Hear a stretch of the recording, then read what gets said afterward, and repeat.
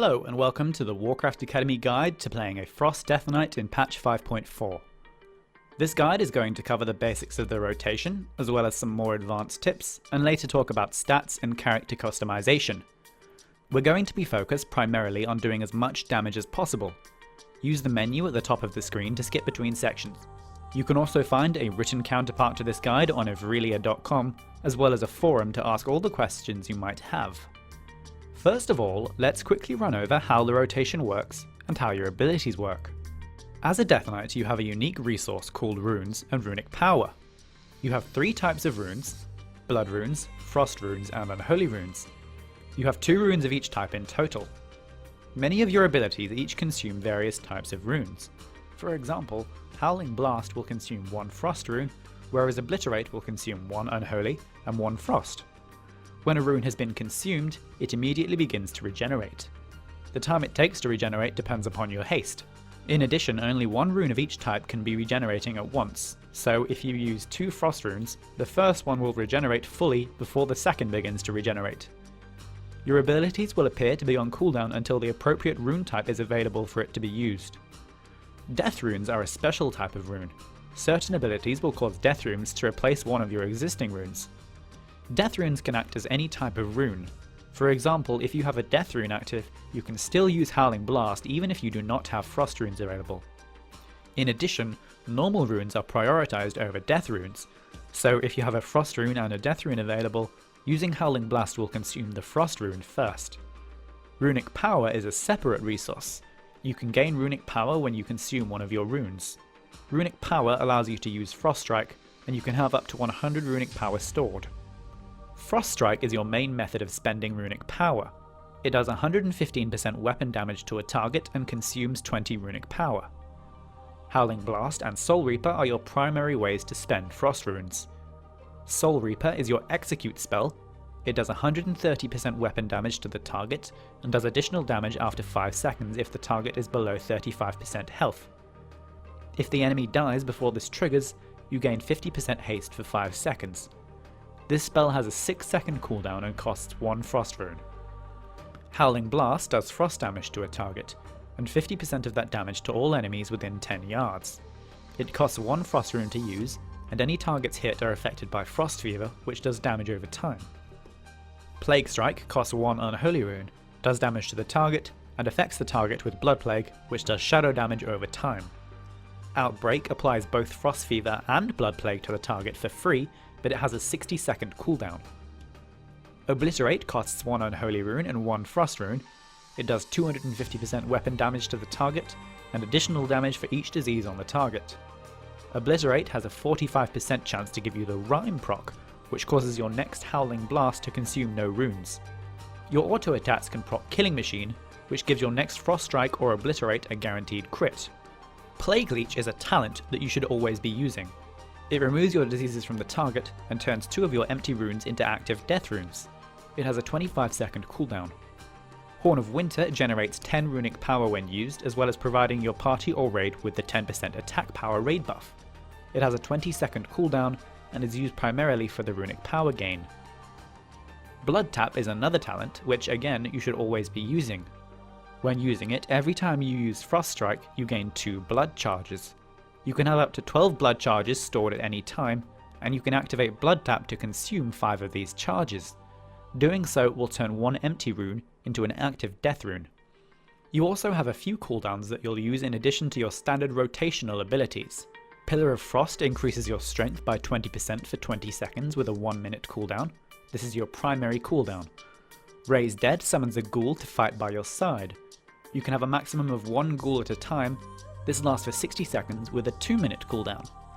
Empower Rune Weapon is a 5-minute cooldown. It generates 25 runic power and immediately activates all of your runes. Army of the Dead summons an army of ghouls to fight for you for 40 seconds. It has a 10-minute cooldown and requires you to stand still and channel it for several seconds before it's complete. Anti-Magic Shell is a 45-second cooldown.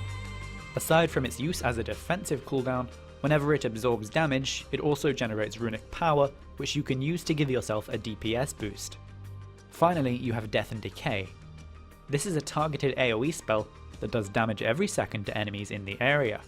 It has a 30-second cooldown and costs 1 Unholy Rune. So now that we've gone over how your spells work, let's talk about how to apply them in your rotation. Frost Death Knights have different priorities depending on whether they dual wield or use a two-handed weapon. Currently, dual wielding is the best way to play, so our guide will focus primarily on that. We will also cover the two-handed rotation for those of you that don't have suitable weapons to dual wield. You can click on screen to skip to the rotation most suitable for you.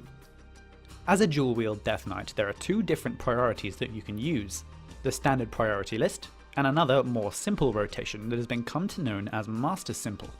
The Master Simple playstyle massively simplifies your rotation by removing a couple of spells from your priority list, but it comes with a DPS penalty. At 540 item level, it does around 5% less DPS than the standard priority. However, the better your gear gets, the smaller this penalty gets. Eventually, the penalty is so small that it actually becomes the best way to play even for extremely good players. With that said, even if you have lower levels of gear, it's very likely that you'll get better results with the Master Simple rotation than the standard priority, since it's a lot easier to execute perfectly. So to sum up, we recommend that basically everyone should use the Master Simple playstyle. With that in mind, we'll cover the Master Simple playstyle first, and then we'll go over the standard dual wield priority after. Your first priority is to use Frost Strike whenever you get a Killing Machine proc, or whenever you're about to reach maximum runic power, so that you don't cap and therefore waste runic power. Next, use Howling Blast as much as possible. You need to maintain Frost Fever and Blood Plague on your target. Howling Blast will take care of this automatically, so Plague Strike will be used to apply Blood Plague. If you run out of Frost and Death runes, use Frost Strike if you're above 40 runic power, and then Horn of Winter when you're below 40 runic power. When Horn of Winter is on cooldown, use Plague Leech if it's available. Next, use Empower Rune Weapon if that's available. When you have no Frost runes or Death runes, no runic power, and everything is on cooldown, you can use Death and Decay on cooldown, and then finally Plague Strike to consume any remaining Unholy Runes. With that said, if you have the tier 16 4 set bonus, do not use Death and Decay whilst Pillar of Frost is up. Death and Decay won't proc the 4-piece effect, and so is a DPS loss. Use Plague Strike instead during Pillar. For the vast majority of the time, your priority will consist of Howling Blast and Frost Strike spam. Your other abilities are used to help you do that. Now let's cover the standard priority instead. Your first priority is to use Frost Strike whenever you get a Killing Machine proc, or whenever you're about to reach maximum runic power so that you don't cap and therefore waste runic power. Next, use Soul Reaper on cooldown if the enemy is below 35%. Next, you don't want your runes to remain unused when they become available, so use Howling Blast whenever you have 2 Frost runes or 2 Death runes. Next, ensure that your Blood Plague and Frost Fever are kept up on the enemy. Frost Fever will be automatically applied when you use Howling Blast, so it's unlikely that you'll need to think about it much. To keep Blood Plague up, you'll need to use Plague Strike, ideally when the existing Blood Plague has less than 3 seconds remaining. You should only use Plague Strike if you have an Unholy Rune, don't waste a Death Rune on it. Whenever you get a Rhyme proc, you should use Howling Blast to consume the proc. This will not cost you any runes. Next, use Obliterate whenever you have a spare Unholy Rune available, and use Howling Blast as a filler to exhaust any remaining Frost or Death runes. After that, use Frost Strike if you have 40 or more runic power, or Horn of Winter if you have less. Finally, use Plague Leech when Blood Plague has less than 3 seconds remaining, as long as you have 2 fully empty runes. This will remove your diseases from the target and grant you 2 Death runes, allowing you to execute more actions. Finally, use Empower Rune Weapon if you have nothing else to do. If you're playing with a two-handed weapon, your priority list is as follows. Your highest priority is maintaining both of your diseases on the target. This is important because your Obliterate won't deal full damage to the target unless both of your diseases are applied. Use Outbreak to apply diseases whenever possible, as you want to save your Unholy Runes for Obliterate.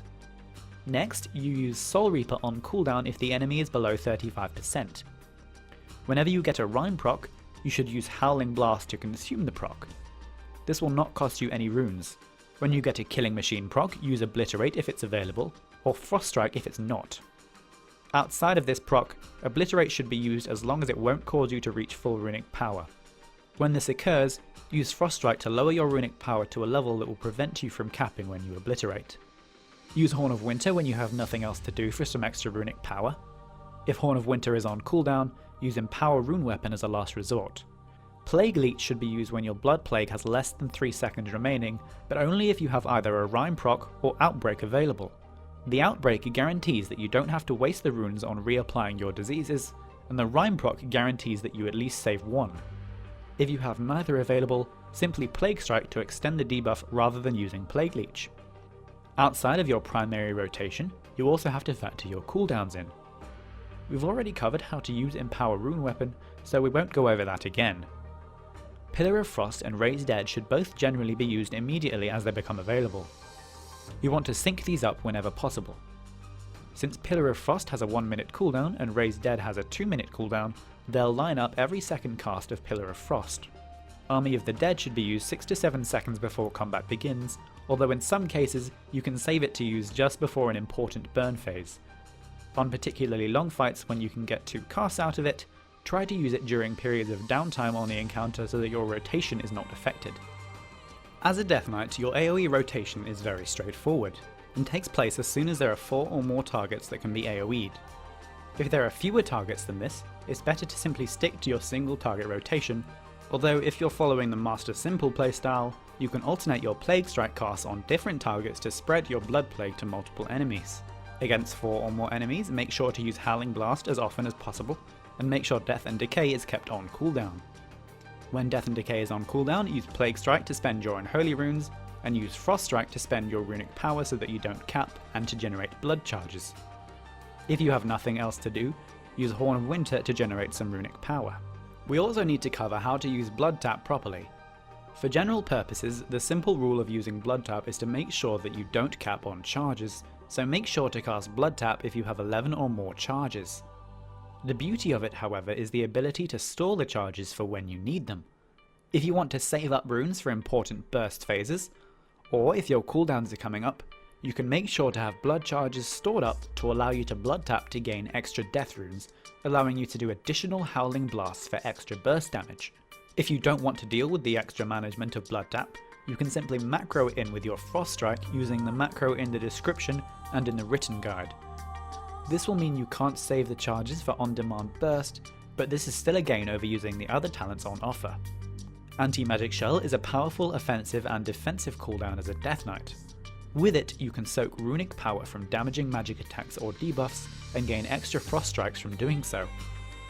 It's important to try and time your AMS soaking around points in your rotation where you feel you're about to have nothing to do in a few globals. This means points where you don't have any blood charges, much Runic Power, and you'll soon run out of runes. Using AMS at these points to soak Runic Power will give you several globals to spam Frost Strikes and build up extra resources. Knowing the boss fight and strategically using AMS at points where you can soak up large amounts of Runic Power safely are key to doing absolutely maximum DPS as a Death Knight. So with all that information in mind, here's how to open up in an encounter. Precast Army of the Dead 6 to 7 seconds before the boss is pulled. Use Raise Dead after you've finished channeling, and then a Potion of Mogu Power just before the boss is pulled. If you're playing dual wield, use Howling Blast continuously until you're in melee range of the boss, and then Plague Strike as soon as you reach melee, but resuming your standard rotation. If you're playing two-handed, use Outbreak as you run towards the boss and then start following your standard rotation.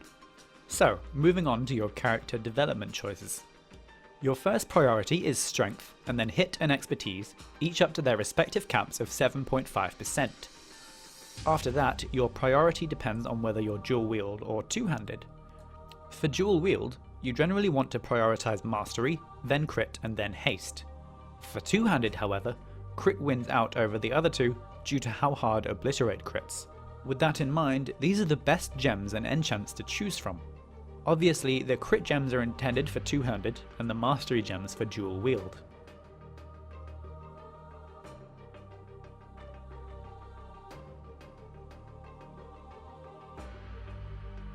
Glyphs are largely situational choices, but this is a list of the more commonly used ones.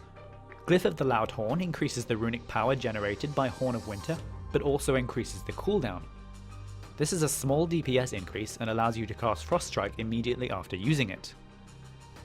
Glyph of Regenerative Magic causes the cooldown of your anti-magic shell to be reduced based on the amount of damage absorbed. This allows for more uses of anti-magic shell throughout the fight, which equates to more runic power generated. Glyph of Dark Simulacrum is useful for fights where Dark Simulacrum can be used. Examples are the Korkron Dark Shaman, where Froststorm Bolt can be copied from Wavebinder Cardris, and Spoils of Pandaria, where you can copy the buffs provided by the Amber Priests and Wind Wielders. Glyph of Death and Decay adds a slowing component to Death and Decay. This is very powerful for keeping adds slowed. Glyph of Death Grip increases the range on Death Grip, making it easier to grip targets from further away. Glyph of Icebound Fortitude reduces the cooldown of Icebound Fortitude by 50% and its duration by 75%. This is useful for fights where semi-regular large single hits of damage occur. Glyph of Tranquil Grip is a minor glyph that prevents your Death Grip from taunting the target. This is essential if you ever use Death Grip in a raid. Finally, Glyph of Army of the Dead ensures that your Army of the Dead doesn't accidentally taunt adds. Moving on to your talent choices, each tier may have talents that are useful in specific situations, whereas some may have one mandatory talent. In the first tier, your default choice should be Plague Leech. This removes your diseases from the target and returns 2 death runes to you. Rolling Blood is completely useless for Frost, and Unholy Blight cannot compete with Plague Leech. In the second tier, your default choice should be Purgatory. This allows you to essentially die every 3 minutes, assuming the overkill can be healed within 3 seconds. Some effects ignore Purgatory, however, and you will be killed outright. You can take Anti-Magic Zone on fights where heavy raid-wide magic damage is taken, and the raid is clumped up in one area. Examples are on Paragons of the Klaxley for the melee group during Fiery Lines, and on Garrosh for Iron Star explosions and Whirling Corruptions. In the third tier, Death's Advance should be taken by default. Asphyxiate can be useful on fights where an extra stun is needed, such as the Bone Crusher adds on Galacrus to interrupt Fracture. Take Chillblains for fights where adds need to be reliably slowed, such as the Crawler Mines on Siegecrafter Blackfuse. In the fourth tier, Death Pact should be taken by default, as it's the best option available. Death Siphon can be useful on fights where a target takes increased damage, and you can benefit from the extra healing. In the fifth tier, Blood Tap is the best choice for both dual wield and two-handed. It requires extra management in the form of blood charges, but it offers the most control of any of the other options. Blood Tap can also be macroed in with your Frost Strike for a minor DPS loss. We don't necessarily advise this, but even if you do play this way, it still beats the other talents in the tier. In tier 6, the talents you choose depend on the fight. Gorefiend's Grasp is incredibly powerful for gripping a group of adds to the target that it's cast on. Remorseless Winter is less useful because a lot of other classes already provide strong AoE stuns. Finally, your gear decisions. Like most things, your gear selection will depend on whether you're playing dual wield or two-handed. You can find a full best in slot list in the written guide on Aurelia.com. For weapons, try to pick up the highest item level weapons that you can get your hands on, and then start comparing stats when the weapons are the same item level.